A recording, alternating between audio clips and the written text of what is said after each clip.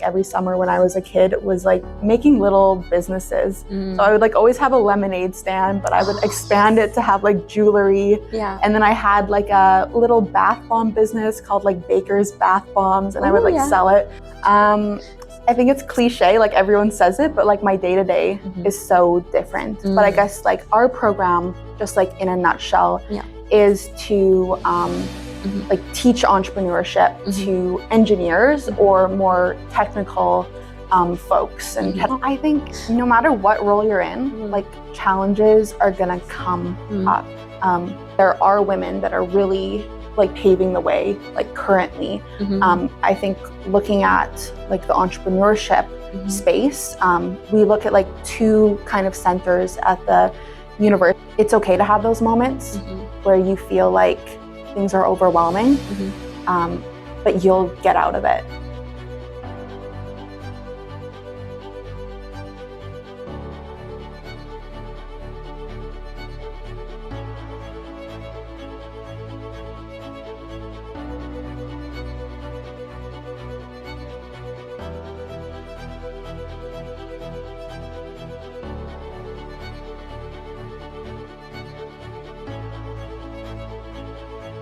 Hey guys, welcome back to Empower Her, and today you have me, Karen. Empower Her is a podcast that focuses on women empowerment, and we're looking at industrial professionals from different fields to talk about some of the challenges that they faced and how they've navigated through them.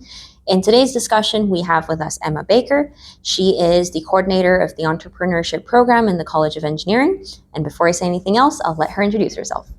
Hi, everybody. Thank you, Karen, for having me. I'm really excited to be on this podcast. So my name's Emma. I am the program coordinator for the Engineering Entrepreneurship program here in the College of Engineering. I started my role in about November, so I'm still fairly new. I'm still navigating everything, but I'm excited to share more about my role and kind of my journey, and it should be fun. I will say, though, she is an awesome person because she's like she hosted a lot of hackathons that I've been part of, and you're doing an awesome job. Oh, thank you. Like when you first started, I don't think I could even tell that you started in November. Oh, really? Yeah. Because you're doing a good job. Oh, that's so nice of you to say. Yeah. Well, looking a little bit in your undergrad program, because you started with business. Yeah.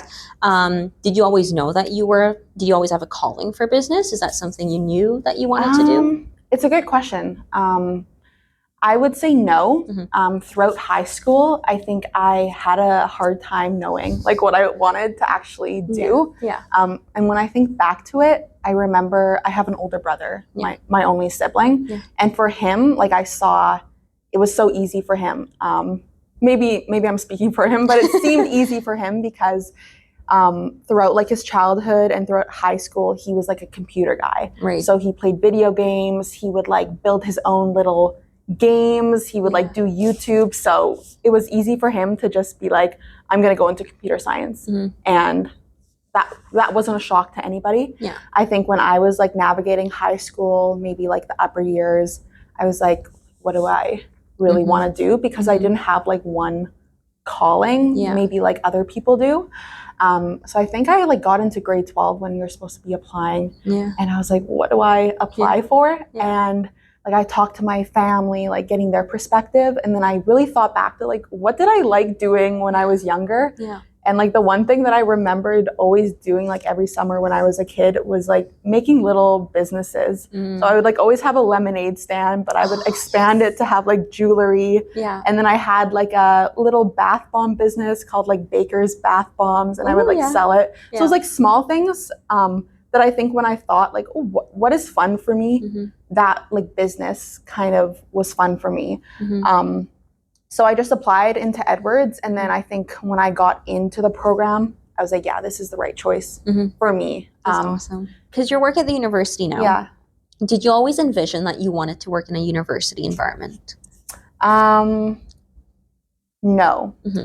Same thing. I think when I got into Edwards, the courses were all interesting to me, but I was in the same dilemma of like, what do I do after? Because it's not one of those programs that, for instance, if you're in medicine, like I'm going to be a doctor, like you can kind of see the clear end goal. Business is like so broad that like you can go into like anything. And the area of business I studied was management. So it wasn't something specific like accounting, where like my accounting friends knew they were going to be an accountant. So I think throughout my undergrad, it was still like that question like looming over me, like, what do I do after?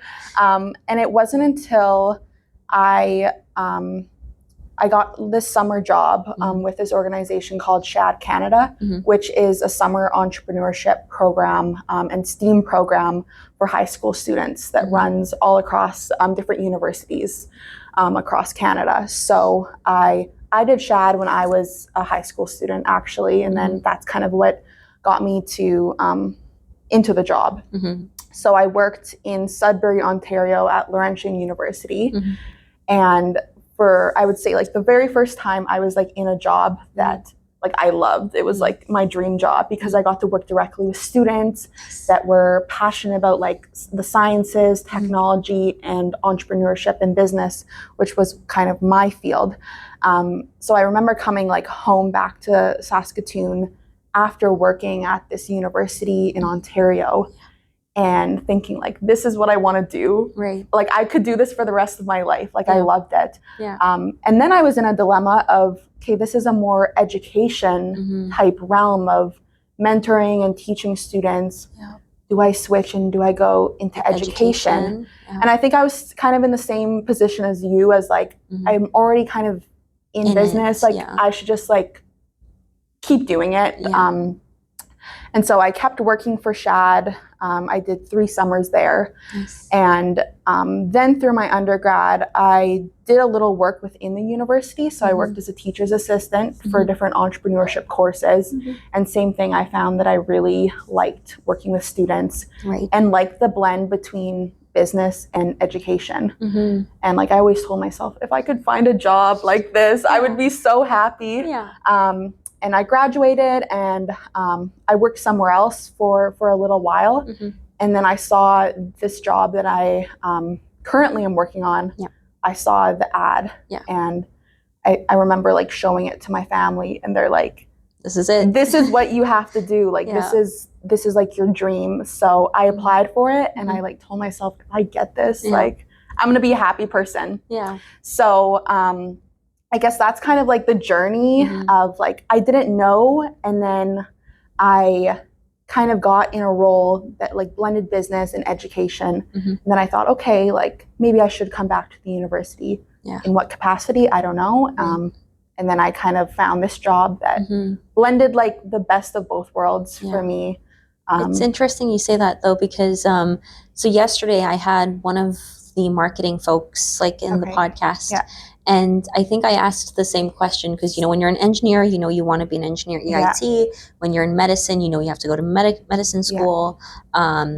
I don't know, when you're a lawyer, you know, you're probably going to be a law student, right? So it's like when you go into business, whether that be management, marketing, those specific ones, it's like it's so hard to say where you're going to go, right? And I'm sure that you must have felt really confused at the time of your university. So I feel like doing like these jobs, like summer jobs, internships, that really helps to build and know where you want to go next. Absolutely. Looking into your program coordinator job as a, you know, as a person who's supporting the entrepreneurship side of the College of Engineering, if you were to describe to the audience what your day-to-day role looks like, how would you do that? I think it's cliche, like everyone says it, but like my day-to-day is so different. But I guess like our program, just like in a nutshell, is to like teach entrepreneurship to engineers or more technical folks and technical students. So we kind of have different pathways of doing this. One is to do like low commitment inspiration events such as hackathons, which is how I know you. So I would help the coordination and the planning of industry hackathons. So we do like a mining hackathon, a nuclear hackathon, and an agriculture technology hackathon.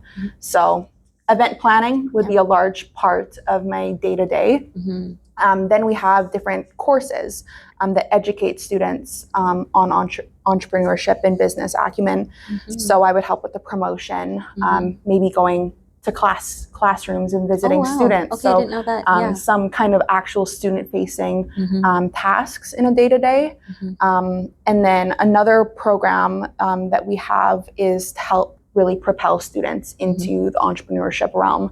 So right now I'm helping to support Sigma, which is our summer entrepreneurship lab, where students with early stage venture ideas come with us, spend the summer with us, and we provide educational workshops, guest speakers, mentorship, and tangible tools to help them take their ventures further.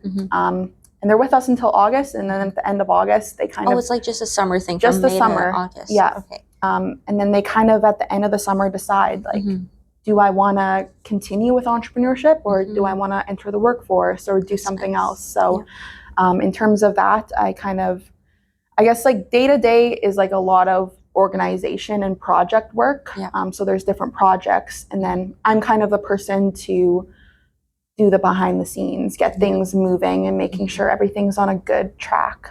So in your role, like what would you say are some of the most meaningful or the most impactful aspects that you think really, really support students?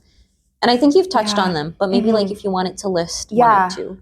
I would say when I think about meaning and like impact, maybe I'll share like a story of something that comes to my mind.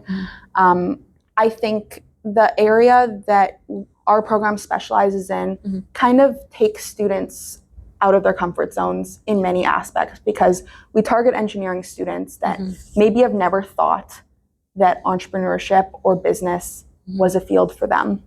So through our, I love our hackathons because you can really see the evolution and growth of students. So something that comes to my mind, I met this one student at a networking event, and I was just talking about hackathons, and I could see like immediately her face like lit up that like, oh, this is something I would really like to do. And she told me like, can you keep me in the loop about like your next event? So I did this with her. I sent her like the Eventbrite page, and I told her like, you should register. And kind of when it actually came to it, like I could sense that she was like nervous and like kind of reluctant. I kept being like, just try it. Like, what's the worst thing that can happen? And I think it was something that probably she'd never done before. Never kind of stepped outside of maybe a more technical like bubble. And even from, I guess those who don't know, like our hackathons are a one-day event from like 8 a.m. to like they wrap up around like 4 or 5. So it's jam-packed. So this student, even like when I first saw her at the registration table at like 8 a.m., like she like kind of told me, like she expressed how like nervous and how I don't know if I'm the right person for this. I don't know if I can like do this. You could see that like self-doubt. But I think throughout the hackathon, I could see like every hour more confidence built. And then why I love this story is because this student, her team actually went and like they won. That's the awesome. hackathon. And talking to her after, total shift of like mindset of like, I could see her have the confidence that like I'm so glad that I like did this. Like I never thought I could do this, but like here I am. This girl, like I could see all the potential.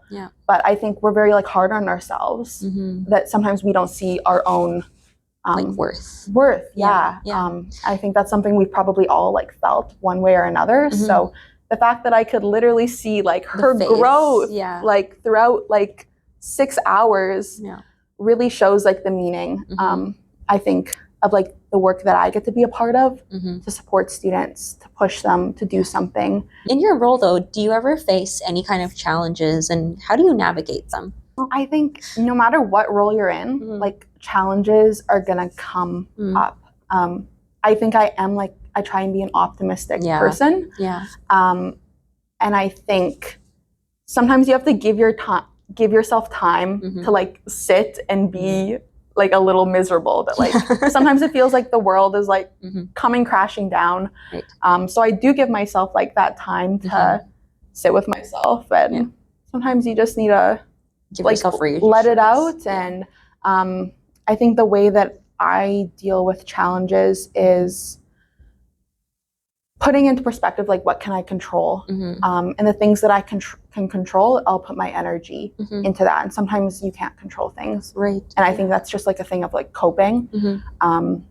I think having people in your circle that are there to support you too, getting in a workplace or even like in your personal life, like surrounding yourself with people that are going to be there to support you. I think like the other thing, like to highlight as well, in terms of like the university, when we talk about like women representation, like one thing I want to highlight is that there are women that are really like paving the way, like currently. I think looking at like the entrepreneurship space, we look at like two kind of centers at the university. So like Opus is led by Jenilyn Santos. Very strong, very smart, passionate woman. And then the new center, the Slugosky Hunt Center for Entrepreneurship out of Edwards, is being led by Monique Samer. So I think in my role, like as a woman that maybe is earlier on in her career, being able to like collaborate and like work with two like awesome women who can kind of be there for me and like support me is like super powerful too. And then even like industry wise, like Leslie McGilp, like from IMII, like we get to work with her on like hackathons. Again, like a woman that is like I think paving the way for like other women. And I think that's something like I'm proud of, to be able to like see these role models. And I think that representation for me like is really important, and I can imagine will be super important for like other young women as well. Absolutely, totally agree. Also, when you're like, you know, hosting these hackathons, hosting these social events, do you ever observe, I'm sure you look at a lot of new students, you know, fresh faces, new generation, new ideas, and you feel very hopeful for the future. But do you ever have any kind of observations about maybe the ratio of women and men, or is there something that you notice there that you feel like you need to work a little bit more in grabbing more women into these areas? What do you feel about those kind of things? Yeah, I think like even when I've like looked at research in terms of the split of like women to men in certain fields, like it's no surprise that like even research says that in terms of technology and like those STEM fields, women are still underrepresented. And these are more male dominated. Most of the time in certain sciences, like women are more represented, but I think it's something that one, like we have to be aware of, and that we shouldn't ignore. Two, I think in terms of like my role and like what our team in engineering does is we try and make sure that at these events we have strong female like representation. So whether that be a hackathon and ensuring that the mentors in the room, there are women to be that representation to both young women students and male students to hear their voices. But I think the other thing is that I'm seeing at our events is women are entering these different competitions. Like you, for example, like you've come to a lot of our hackathons. The one that I remember like very clearly is you and Kate. Kate. Yeah, so like they entered our hackathon, female duo, in mining hackathon, right? So like mining would be probably like a male dominated. You two like came into this competition, and what did you do? We won it. You won. So when I see that, that makes me so happy that, you know, I think overall we see women entering our programs, entering our competitions, and they're not just competing, they are like pushing the limits. So props to you, props to everybody else that continues to like show up. But I think again, like that representation matters. So like if other female students see like someone like you and like your partner enter into the competition and win, that shows them that like I can do the same. Right. Yeah. I've also wondered, now that you're here, do you ever struggle to find mentors from different companies, or how difficult is that process? Or is it just not difficult at all? So far, like if I'm being honest, it hasn't been super difficult. And that was something that surprised me. That's nice. I think what I have found is that people are actually like they're seeking out opportunities to like mentor students and work with them, especially in like hands-on environments. So I think the people that I kind of work with in my program have a lot of like extensive connections too. True. So that makes it really nice for me to, I don't have like a list of 0 people. I have a list of like a bunch of people that are willing to support our students and come out and help. Yeah, that's awesome. Looking at the stage you are in your career right now, if you were to define what empowerment means to you today versus what it meant maybe like 10 years ago, what would you say is empowerment for you today? I think empowerment, what I probably used to think is like empowerment would be very, maybe a selfish view of empowerment of like my own success, me reaching like a goal. Right. I think when I think of like empowerment today, I'm maybe not even like in the mind of like that. Like empowerment for me, especially in my role, is seeing students succeed. Seeing like, I brought up like Jenna Lynn and Monique, like leading these like really important initiatives.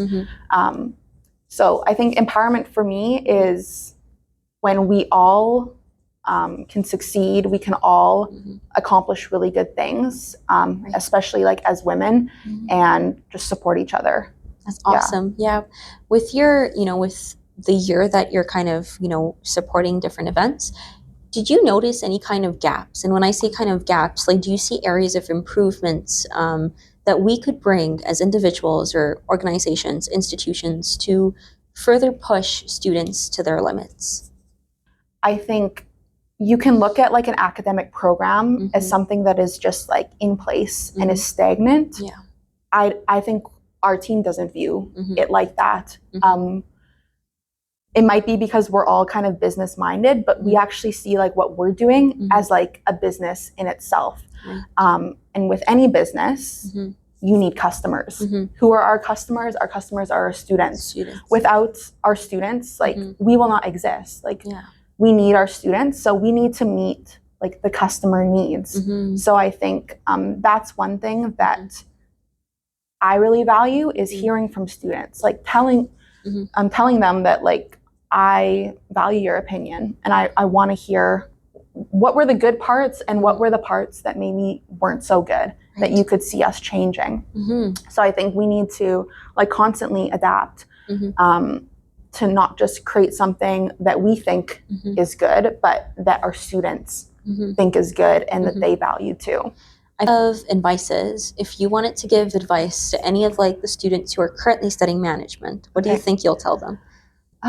That's good. I would say yes to new opportunities. Like there's that like quote of like, in your life you're not going to regret like the things that you do. It's like you're going to regret the things that you didn't do. So take on new opportunities, try out different fields. And if you try something and you don't like it, that's not like a bad thing either, because that is like proving kind of a hypothesis in like one way or another. But I think in terms of like management as well, we have, sometimes it's about like leadership too. So like work to find your own leadership style and like stay true to yourself and to your own values as well. Looking at your like journey so far, do you have specific role models? And when I say role models, they don't necessarily have to be people. It could be like a quote, a book, a saying, or people, but maybe, like celebrities. Who do you think your role models are? For me, like family is so important to me. So I think family is like where I find my role models. Nice. Especially like my grandparents. Like my one grandfather, who he passed away a few years ago, like he was he like dedicated his life to education. So he was like a principal. He worked especially with those that are like underprivileged. Right. So he taught me a lot about never like judging a book by its cover, and always looking at like ways that you can help somebody. So he's been a huge role model for me. My other grandparents have kind of shown me like the power of like hard work and like dedication, and just sometimes like pushing forward even when it's like hard. So I think family is like my number one like role model. Even like my parents too, like they've been like so supportive to me. So whether it's like family or friends or like people that you meet in your workplace, like I do think having like a solid support system is like really important. With that, you're going to pretend like you didn't know about this. This is actually from Hedgehog Bakery. Oh, cool. Thank you. So they do bakeries. If you like cardamom rolls, cinnamon rolls, I love it all. Cakes, they have it all. And I think they're open on weekends, ? Perfect. So it's a great place to go. The best thing about this bakery is, so like in their store, and I found out this very recently because I visited them, and I normally just kind of get the bakery goods and I just go, but the last time I actually like sat down and I was looking at their store, and it's funny, well not funny, but interesting that the paintings on their store, the woodworks on their store is also from another local business. So they're promoting other local businesses within their own store. They've been open for 1.5 years now, so awesome place to go. Amazing. I love trying different cafes. Me and my husband actually are like on a cafe like hunt.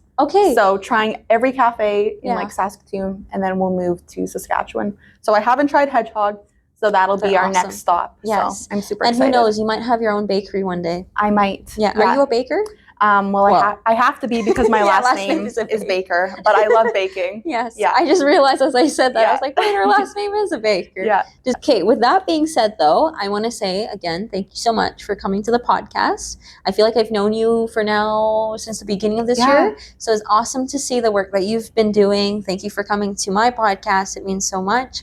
And thank you again. You're awesome. And I want to thank you for inviting me, but also I think like this new segment of like highlighting women in different fields, that's such an important thing that you're doing. So I'm proud of you, for everything that you've accomplished this year. And I can't wait to like continue to watch your journey and see everything that you accomplish. It's interesting because initially I felt like there was already a lot of work being done for women. Like there's mentorship, there's awards and, scholarships. We've been now starting to see more women in different fields, but I feel like we don't talk about it as much. I don't know if people, actively enjoy watching our podcast, but I'm just hoping that if anybody can take one thing out of any one of the podcasts, like I feel like that'd be my job done. Right. So I'm just hoping that people can be more vocal about things. More specifically, when I say vocal, it's talking about people's journey, seeing how, they've been able to overcome their journey and challenges that they've had. But thank you for coming.